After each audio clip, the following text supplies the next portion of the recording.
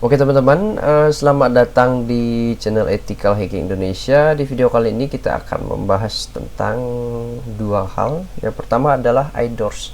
IDORS itu apa?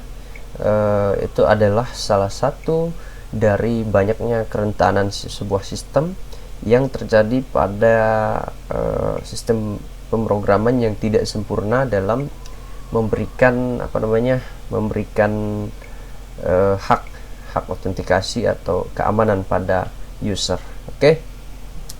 Tapi sebelum kita masuk lebih dalam lagi ke dalam inti video ini, saya mau disclaimer dulu. Disclaimer on, semua video dan tutorial hanya untuk tujuan informasi dan pendidikan. Kami percaya bahwa peretasan etis, keamanan informasi, dan keamanan cyber harus menjadi subjek yang familiar bagi siapa saja yang menggunakan informasi digital dan komputer. Kami percaya bahwa tidak mungkin membela diri dari peretas tanpa mengetahui bagaimana peretasan itu dilakukan. Oke. Maaf kalau suara saya agak serak atau gimana, karena saya lagi pilek. Oke, yang pertama itu adalah yang dipertanyakan oleh teman-teman, mungkin apa itu IDORS. Oke.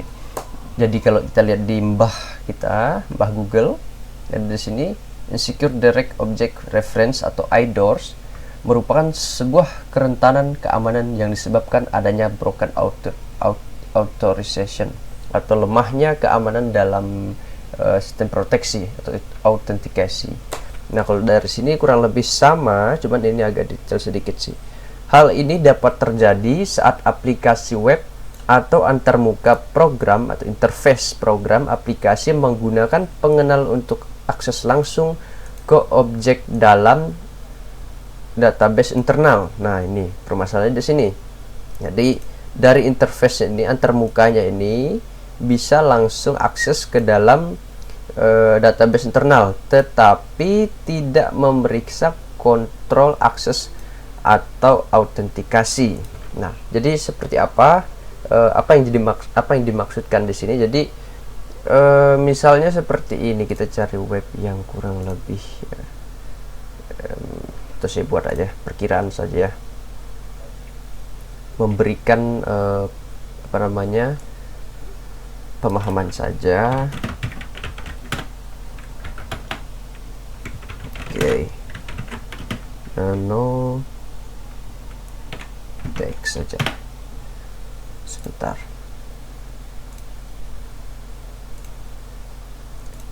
Ini adalah sebuah website ya.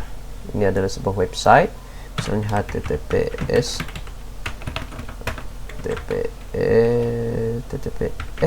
ya, www.youtube, misalnya youtube.com/ misalnya upload, misalnya seperti ini, upload terus slash baru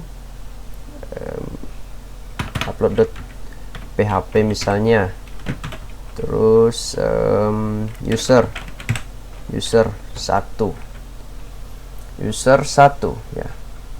Tapi kan kita bisa buat semacam seperti ini, misalnya user YouTube itu ada berapa sih, misalnya 100 orang aja lah kita misalkan ya. Nah, jadi seorang hacker atau seorang attacker bisa membuat semacam request ya, memang request, bisa membuat request kepada server YouTube, misalnya seperti ini. Sebentar ya, sabar, server. Nah, si attacker ini memberikan request kepada server YouTube itu dengan melalui URL ini. Nah, sedangkan user 1 ini adalah attacker itu sendiri. Jadi ketika dia mau mengakses informasi dengan menggunakan value 1 di sini, value usernya 1, maka dia akan mengakses dirinya sendiri atau mengakses akun yang adalah akunnya sendiri di dalam server YouTube itu. Dari sekian user, yaitu ada sekitar 100 user misalnya. Nah, bagaimana kalau misalnya dia tidak mau mengakses user lain tapi tidak menggunakan autentikasi. Nah, permasalahannya di sini adalah yang disebutkan bahwa hal ini terjadi saat aplikasi web atau antarmuka pemrograman aplikasi menggunakan pengenal untuk akses langsung ke dalam database internal. Nah, pengenalnya yang mana? Yang ini. User yang mana? User 1. Otomatis informasi yang didapatkan nanti atau informasi respon dari server itu memberikan informasi dari user 1 itu.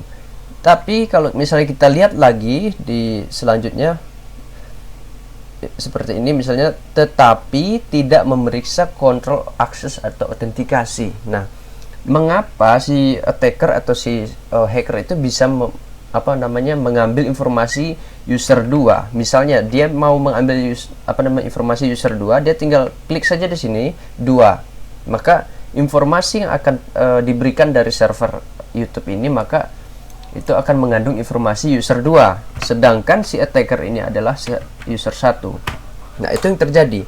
Itu kira-kira gambarannya. Saya harap itu sudah masuk ke dalam gambaran dari pikiran teman-teman. Oke. Jadi untuk menjawab apa maksud dari definisinya itu kurang lebih seperti itu.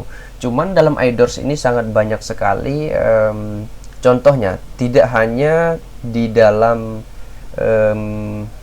user saja, tapi di dalam value yang lain. Misalnya saldo bank kalian bisa terjadi hal seperti itu. Misalnya kita mau check out suatu barang di marketplace, tapi ID barang itu kita ubah, tetapi harganya tetap itu. Kita misalnya harga barangnya 1000, kita ubah ID barangnya itu ke barang yang lebih mahal. Jadi otomatis kita mendapatkan barang yang mahal dengan harga yang murah.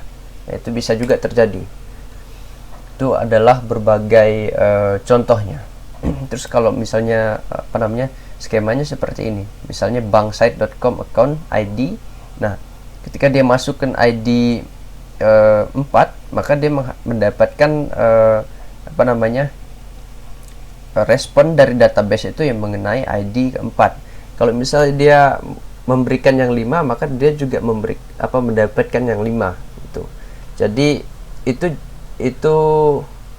masuk di dalam kerentanan dalam hal autentikasi. Jadi autentikasi sebuah user untuk mengambil data dalam database itu tidak diperiksa oleh pemrograman. Jadi ketika diubah saja parameter atau diubah saja value dalam website itu, maka kita bisa mendapatkan informasi yang berbeda yang harusnya tidak kita dapatkan.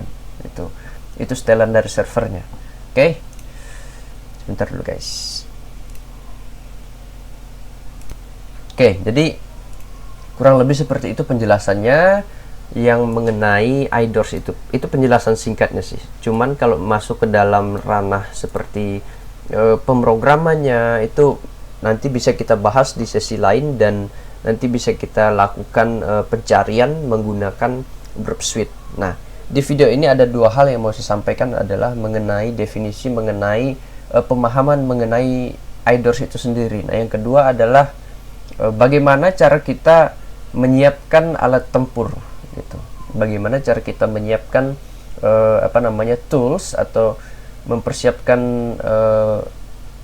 senjata-senjata yang kita gunakan untuk mencari iDoors itu sendiri. Nah, di sini saya memperkenalkan yang namanya Authorize.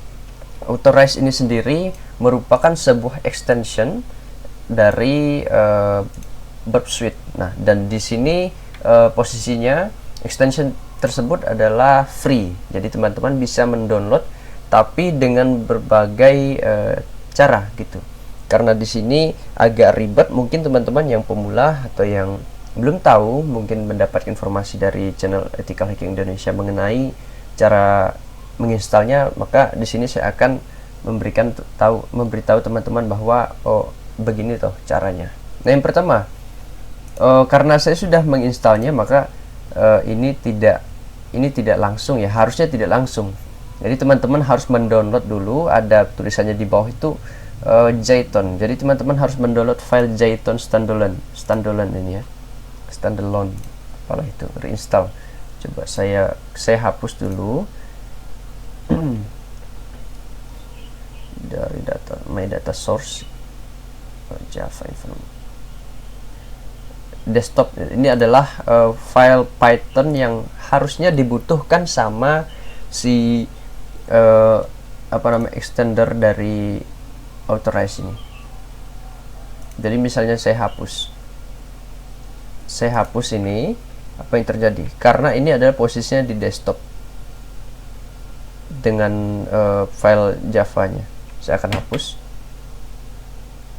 Nah, itu sudah tidak ada. Coba kita balik lagi. Nah, ini kan masih ada karena ini proses sudah selesai sebelum saya menghapus. Coba kita reinstall.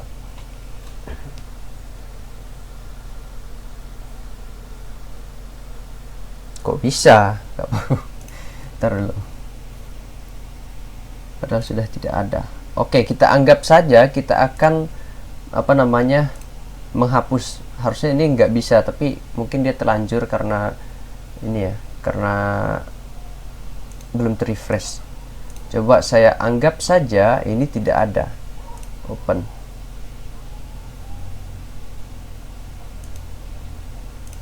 Text.save. Oke, kita buat yang file lain aja ya. Nah, apa yang terjadi bila saya reinstall? Harusnya sih nggak bisa ya, atau dia belum ke refresh. Kok dia bisa gitu? Nah, intinya kalau teman-teman baru mendownload ini nggak bisa ya, atau dia beda. Sebentar. Authorize. Sebentar guys.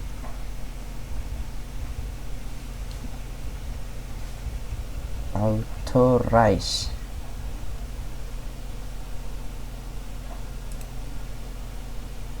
Oke. Ini adalah authorize. Berarti betul saja yang ini authorize. Kita cari author. Ini ya. Authorize yang ini. Coba kita reinstall lagi. Dia mungkin belum ke refresh, tapi teman-teman kalau baru pertama kali menggunakan ini, maka dia harus mengharuskan kita untuk coba saya remove dulu. Yes. Oke. Coba saya reinstall. Nah, ini kan authorize. Coba kalau kita install,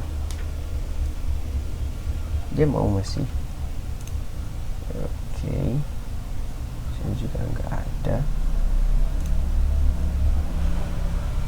Error. Oke. Nah, ini yang terjadi.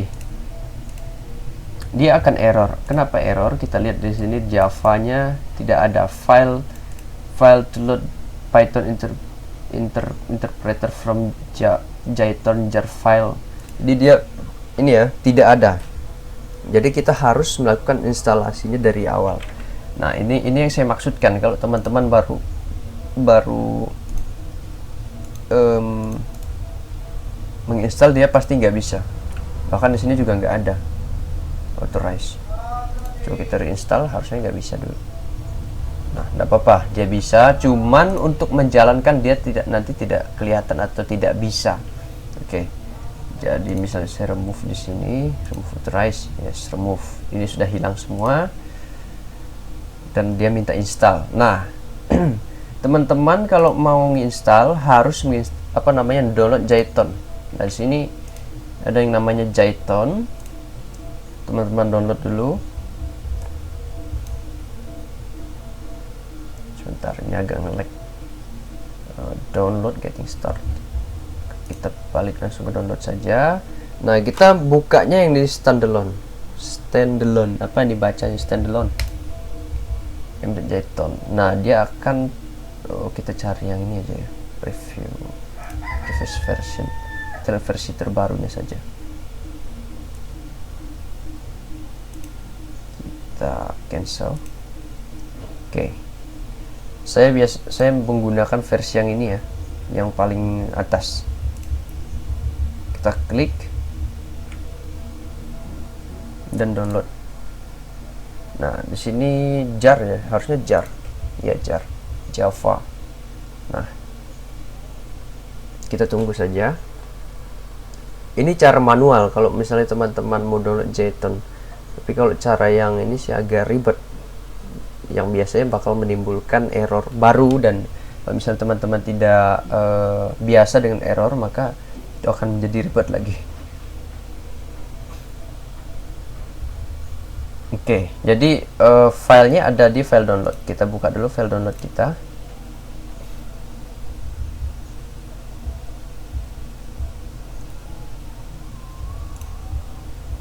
Oke, ini adalah file Jython-nya. File Jython-nya ada di sini. Coba kita load file Jython-nya. Ini kan bukan ini ya, bukan filenya. Jadi kita load dulu. Kita pergi ke home, cyber, download. Nah, kita menggunakan ini. Kita balik ke extension. Di sini tidak ada extension. Maka selesai dari situ kita langsung bisa ya, langsung download saja.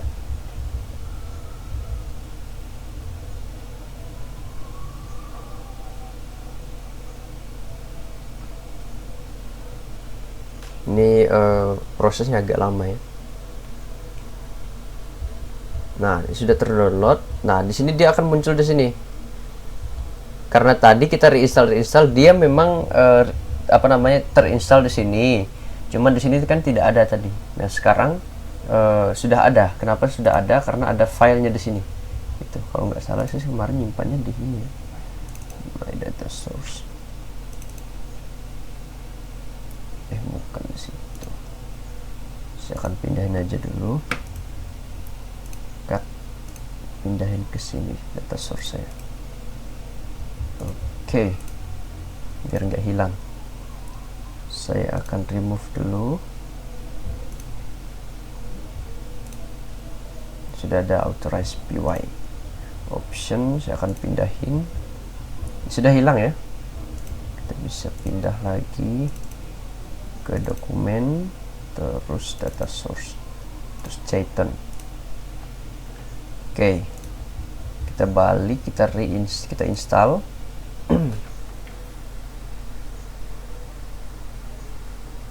Saya kill dulu browser yang ini.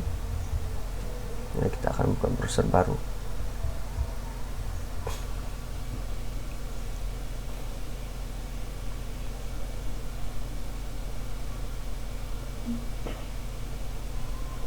Oke, ini sudah ada authorize-nya di sini.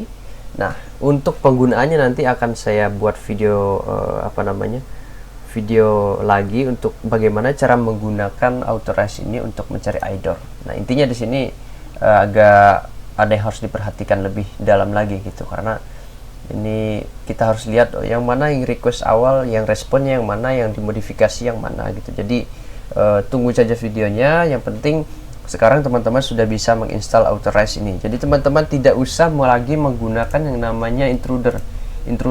Saya tahu pasti teman-teman menggunakan intruder dalam mencari